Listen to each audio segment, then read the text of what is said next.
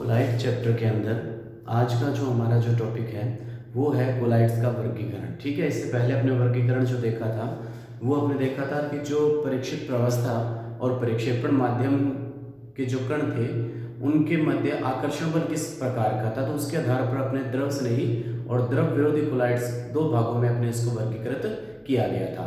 आज का जो हमारा जो वर्गीकरण का जो आधार रहेगा वो वर्गीकरण का जो आधार अगर हमें लेकर चले वो हमारे पास होगा कि जो परीक्षित प्रवस्था है उस परीक्षित प्रवस्था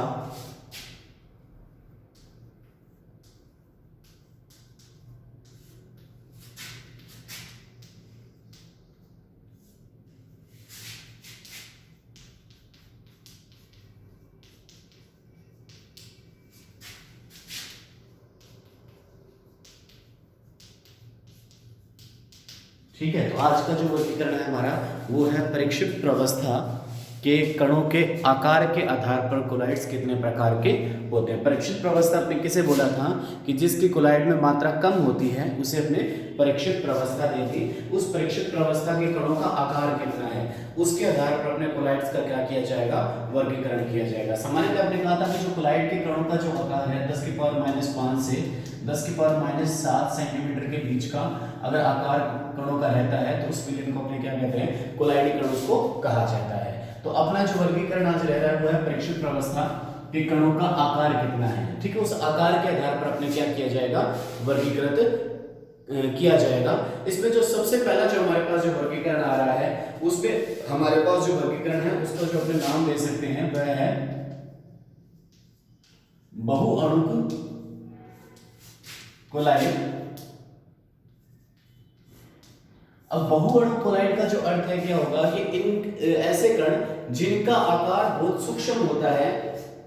ठीक है, तो अपने कह सकते हैं कि ये जो कण है इन कणों का आकार बहुत सूक्ष्म होगा। सूक्ष्म होने का जो मतलब होगा वो हमारे पास यहाँ पर क्या हो जाएगा कि इनके कणों का जो आकार है वो 10⁻⁷ सेंटीमीटर जो अपने यहाँ पर पैरामीटर लिया गया था इस पैरामीटर से भी क्या हो जाएगा, कणों का आकार क्या हो जाएगा या व्यास होगा वो क्या होगा, छोटा होगा। ठीक है, तो बहुअणुक कोलाइड्स कौन से बनाएंगे जिनके कणों का जो व्यास है वो 10⁻⁷ सेंटीमीटर से क्या हो जाएगा, छोटा हो जाएगा होता है।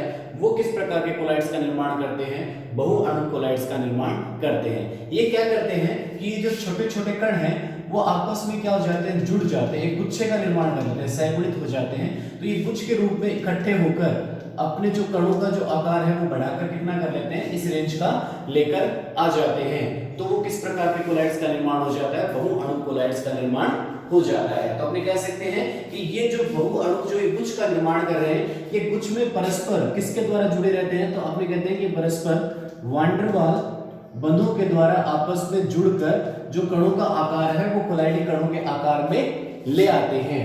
तो इस प्रकार के कोलाइड्स को क्या नाम दिया जाता है, बहुअणुक कोलाइड्स नाम दिया जाएगा। समझ में आ गई बात। बहुअणुक कोलाइड्स क्या होते हैं, तो अपने कहते हैं कि कुछ ऐसे कण जिनका आकार 10⁻⁷ सेंटीमीटर से छोटा होता है वे कण परस्पर वान डेर वाल बंधों से बंधकर एक गुच्छे के रूप में निर्मित या एक गुच्छे का निर्माण कर लेते हैं।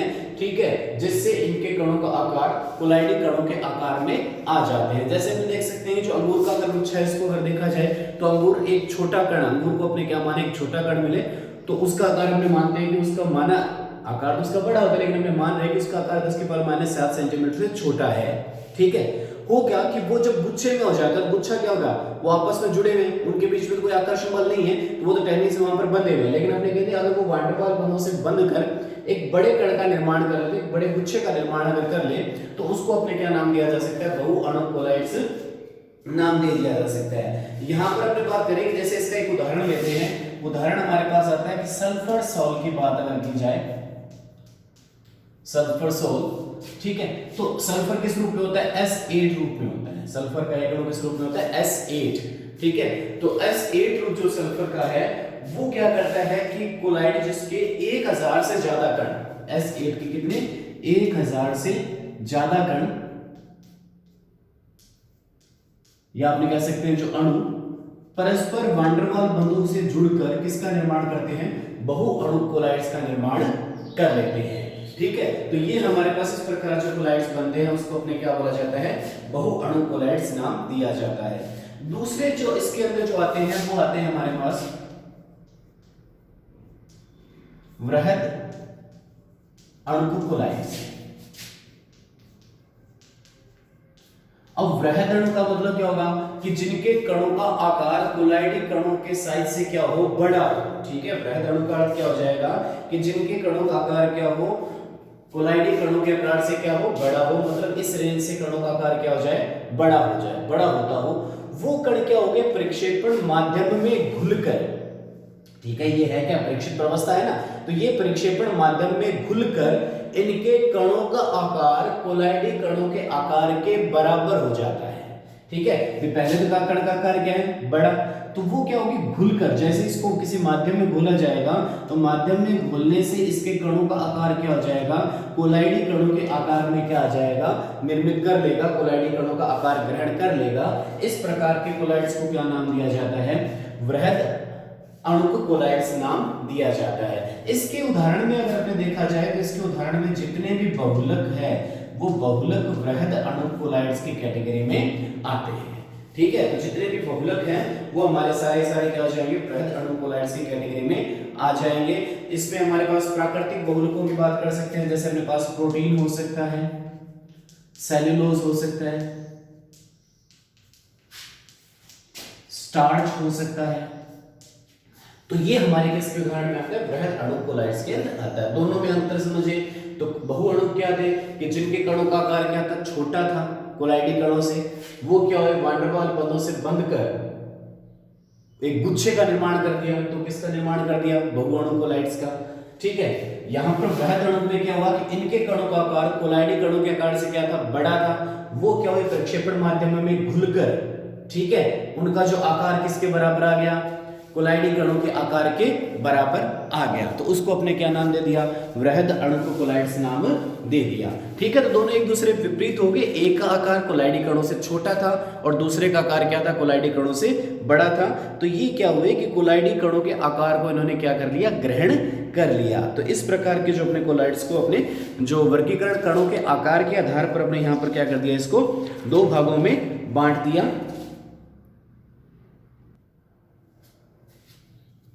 इसके अंदर जो कणों के आकार के आधार पर अपने वर्गीकरण कर रहे हैं, इसमें जो तीसरा प्रकार हमारे पास रह रहा है वह है सहगुणित कोलाइड। ठीक है, सहगुणित कोलाइड क्या हो गए कि जब प्रवस्था का सांद्रता कम हो, ठीक है, तो क्या होगा कि कम सांद्रता पर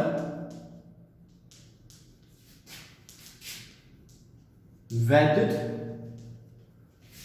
अपघटय की भांति व्यवहार करे, लेकिन उच्च सांद्रता पर सहगुणित होकर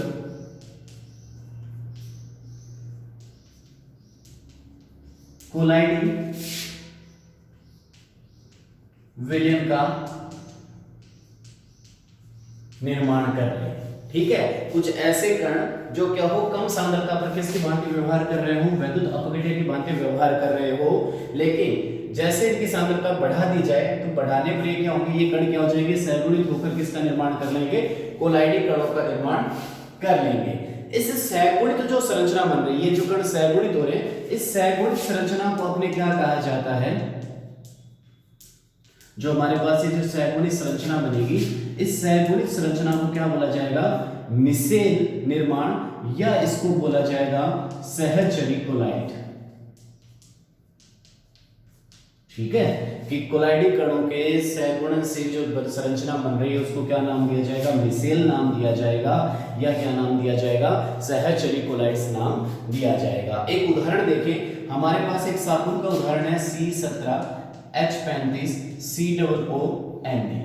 ठीक है, तो जब साबुन की सांद्रता, जब इसको साबुन को कपड़ों पर या कहीं पर लगाना शुरू करते हैं तब जल में इसकी सांद्रता क्या होती है, कम। तो कम सांद्रता पर तो ये साबुन क्या होगी, वैद्युत अपघटित होगी।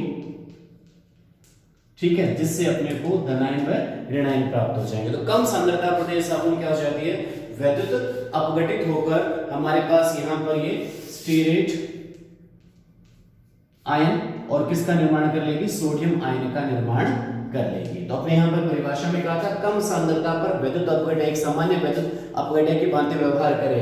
तो साबुन का उदाहरण लिया गया, जब साबुन को पानी में घोला जाता है तो साबुन को पानी में घोलने पर प्रारंभ में साबुन की मात्रा कम होती है, सांद्रता कम होती है, तो वो क्या हो जाती है, विद्युत अपघटित हो जाती है। तो कम सांद्रता पर विद्युत अपघटन की भांति व्यवहार कर रही है, लेकिन जैसे जैसे इसकी अपने घोलते जाएंगे तो घोलने से सांद्रता क्या होती जाएगी, बढ़ती जाएगी। बढ़ने से क्या होगा कि ये जो हमारे पास विद्युत अपघटे हुए जो आयन है वो क्या हो जाएंगे, सैगुणित हो जाएंगे और सैगुणित होकर एक गुच्छे का निर्माण कर लेंगे।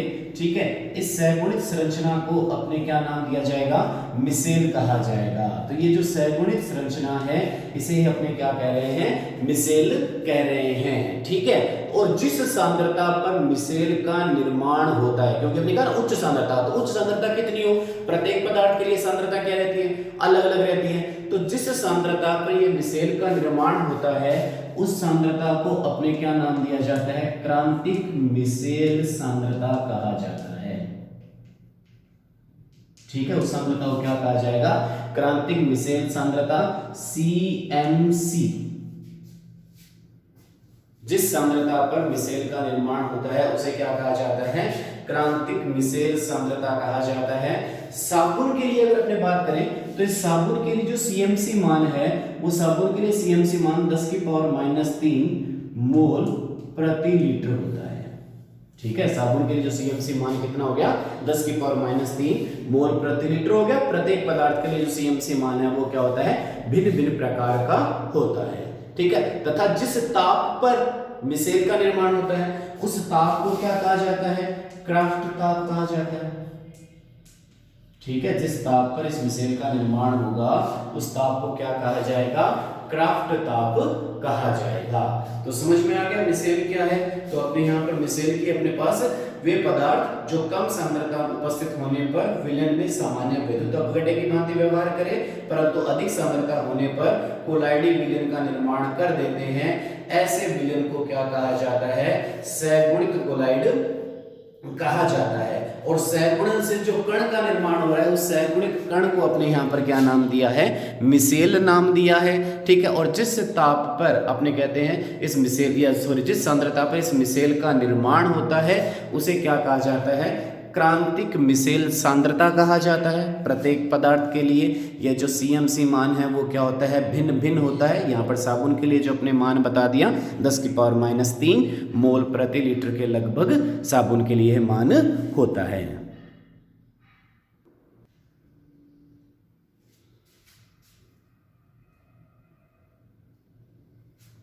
ठीक है, अब अपने पास जो मिसेल था उस मिसेल निर्माण की क्रियाविधि हमारे सिलेबस में रखी गई है। हमने यहाँ पर वर्गीकरण 3 प्रकार के यहाँ पर पढ़ लिए। पहला था बहुआण्विक कोलाइड, दूसरा था बृहद आणविक कोलाइड्स और तीसरा था सैगुणित कोलाइड या सहचरी कोलाइड्स की अपने यहाँ पर बात की। उस सैगुणन की प्रक्रिया से हमारे पास जिस अणु का निर्माण हुआ उस अणु को अपने क्या नाम दिया था, मिसेल नाम दिया था। ठीक है, तो मिसेल निर्माण की जो क्रियाविधि है उसको यहाँ पर अपने को अध्ययन करना है। मिसेल किस प्रकार से बना, वो सैगुणित कोलाइड मिसेल का निर्माण किस प्रकार से करता है उस प्रक्रिया को अपने यहाँ पर समझना है। तो अपने यहाँ पर साबुन का उदाहरण लिया था। अगर अपने साबुन को देखा जाए तो साबुन जैसे अपने स्टीरिक अम्ल के जो अपने एक साबुन ले रहे हैं जिसका C17H35COO सूत्र है, तो ये हमारे पास एक साबुन का सूत्र है। इस साबुन के अंदर अपने 2 हिस्से हैं। ठीक है, एक तो हमारे पास हिस्सा ये हो गया जिसको अपने क्या बोल सकते हैं, कौन सा हिस्सा हमारे पास, हाइड्रोकार्बन हिस्सा हो गया।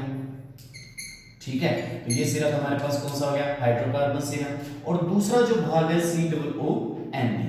ठीक है, एक हमारे पास ये हिस्सा हो गया जिसको अपने बोल सकते हैं कि ये हिस्सा जो हमारे पास है वो कौन सा है, पोलर हिस्सा है या ध्रुवीय हिस्सा है। ठीक है, तो इस हाइड्रोकार्बन हिस्से को अपने क्या बोल सकते हैं, अध्रुवीय हिस्सा भी बोला जा सकता है। नॉन पोलर एंड है हमारे पास ये। तो साबुन के अंदर 2 हिस्से होते हैं, अध्रुवीय हिस्सा और दूसरा कौन सा होता है, ध्रुवीय हिस्सा। ये जो अध्रुवीय हिस्सा है इसको अपने क्या बोल सकते हैं, द्रव विरागी, जो अपने पहले पढ़ चुके हैं, जल द्रव स्नेही द्रव विरोधी, द्रव विरागी, या इसको क्या बोल सकते हैं, जल विरोधी हिस्सा इसको नाम दिया जा सकता है। ठीक है, पोलर हिस्सा इसको अपने क्या बोल सकते हैं, द्रव स्नेही या अपने यहाँ पर साबुन को जल में घोलेंगे तो इसलिए क्या बन जाएगा, ये जल स्नेही हिस्सा बन जाएगा। तो साबुन के दो हिस्से हो गए, द्रव विरागी हिस्सा और द्रव स्नेही हिस्सा। ठीक है, तो यहाँ पर अपने बात करेंगे जब इस साबुन को आपने कहा कि जो मिशेल निर्माण की जो प्रक्रिया को हमने समझा गया, तो अपने कहा कि जब साबुन को कपड़ों पर अप्लाई करते हैं तो पानी में इसको प्रवाहित जब लगाया जाता है, हाथ से रगड़ते हैं या पानी को गर्म करते हैं, कुछ भी एक ऐसी प्रक्रिया की जाती है, उस प्रक्रिया में क्या होता है कि साबुन जैसे ही सांद्रता पानी में इसकी बढ़ती जाती है तो साबुन में की सांद्रता बढ़ने पर, कम सांद्रता पर वो क्या होगा, पहले वैद्युत अपघटित होगा। तो अपने यहाँ पर इसकी वैद्युत अपघटन की प्रक्रिया को समझाया गया था कि यह साबुन क्या होगा, इस रूप में क्या होगा, वैद्युत अपघटित हो जाता है। ठीक है, तो सामान्य प्रक्रिया में कम सांद्रता पर ये क्या वैद्युत अपघटित होकर हमको स्टीयरेट आयन और सोडियम आयन के रूप में अपने को प्राप्त हो गया। लेकिन जैसे जैसे अपने हाथ से इसको रगड़ते जाएंगे या पानी गर्म होता जाएगा तो साबुन पानी में और घुलती जाएगी। इस प्रक्रिया के कारण से क्या होगा, साबुन की सांद्रता बढ़ती जाएगी और साबुन की सांद्रता बढ़ने के कारण से हमारे कपड़ों पर या हमारे शरीर के ऊपर जो तेल, ग्रीस, इस तरह के जो कण हैं, वो कण जो हमारा अद्रव्य हिस्सा है, उस अद्रव्य हिस्से के साथ जो अद्रव्य हिस्सा है वो किस पर चिपक जाएगा, हमारे पास उस तेल या ग्रीस के कण के ऊपर चिपक जाएगा। ठीक है, और चिपक कर किसका निर्माण कर लेगा, हमने कहा कि एक सगुणित कण का निर्माण कर लेता है और इस सगुणित कण को अपने जो नाम देते हैं, उस सगुणित कण को अपने जो नाम दिया था वो क्या नाम दिया था, हमने मिसेल नाम दिया था। तो ये क्या करता है, मिसेल का निर्माण करता है। इस मिसेल में ये जो हिस्सा है, इस हिस्से को अपने क्या बोला जाता है, जो हाइड्रोकार्बन हिस्सा है, इस हाइड्रोकार्बन हिस्से को अपने टेल भाग भी बोला जा सकता है, पुष भाग बोला जा सकता है, और ये जो हिस्सा है इसको अपने हेड भाग भी बोला जा सकता है, सिर हिस्सा बोला जा सकता है। जो टेल भाग है, वो टेल भाग जो हमारे पास यहाँ पर तेल या जो ग्रीस है, उस तेल या ग्रीस के साथ जुड़ा हुआ रहेगा, और ये जो हमारे पास हेड पार्ट था, वो हेड पार्ट किसके साथ जुड़ा रहेगा, जब इसके अंदर अपने जल प्रवाहित करेंगे तो जल के साथ यह हिस्सा जुड़ जाएगा। ठीक है, और जल के साथ यह हिस्सा जुड़कर जैसे जल का बहाव होगा, उस जल के बहाव के साथ ये जो तेल या ग्रीस है वो क्या हो जाएगा, कपड़ों से बाहर निकल जाएगा। तो जिसके अंदर अपने बात करें कि एक ऐसे कण या एक ऐसे अणु जिसके अंदर द्रव स्नेही और द्रव विरोधी दोनों भाग होते हैं, उन अणुओं को अपने क्या बोलते हैं, पृष्ठ सक्रिय अणु कहा जाता है। ऐसे अणुओं को क्या नाम दिया जाएगा, पृष्ठ सक्रिय अणु। तो हमारे पास यहाँ पर क्वेश्चन बनता है, पृष्ठ सक्रिय अणु किसे कहा जाता है, ऐसे अणु जिसके अंदर द्रव विरोधी व द्रव स्नेही दोनों हिस्से मौजूद हों, उनको क्या बोला जाएगा, पृष्ठ सक्रिय अणु बोला जाएगा। तो यहाँ पर साबुन के अंदर द्रव स्नेही और द्रव विरोधी दोनों हिस्से मौजूद है, इसलिए यहाँ पर साबुन को क्या कहा जा सकता है, पृष्ठ सक्रिय अणु कहा जा सकता है। ठीक है, और इस पृष्ठ सक्रिय अणु को अपने यहाँ पर साबुनीकरण की प्रक्रिया के द्वारा यहाँ पर मिसेल निर्माण की क्रियाविधि को अपने क्या कर दिया, समझा दिया, और जिसके द्वारा क्या होगी, साबुन लगने से जो हमारे कपड़ों से जो तेल या ग्रीस है वो क्या हो जाएगा, बाहर निकल जाएगा। तो यहाँ पर अपने जो साबुन के अंदर अपने बताया था कि साबुन के दो हिस्से थे, जिसमें अपने पास द्रव विरागी और द्रव स्नेही हिस्सा था, उसको अपने दो चित्रों के रूप में यहाँ पर स्पष्ट किया जा सकता है। प्रथम चित्र में अगर हमें देखना चाहें तो यहाँ पर जो हाइड्रोकार्बन हिस्सा था इसको अपने क्या बोला था, पुंज हिस्सा बोला था, और जो सी पार्ट था उसको अपने क्या बोला, जो ध्रुवीय हिस्सा था उसको अपने सिर हिस्सा या हेड हिस्सा बोला था।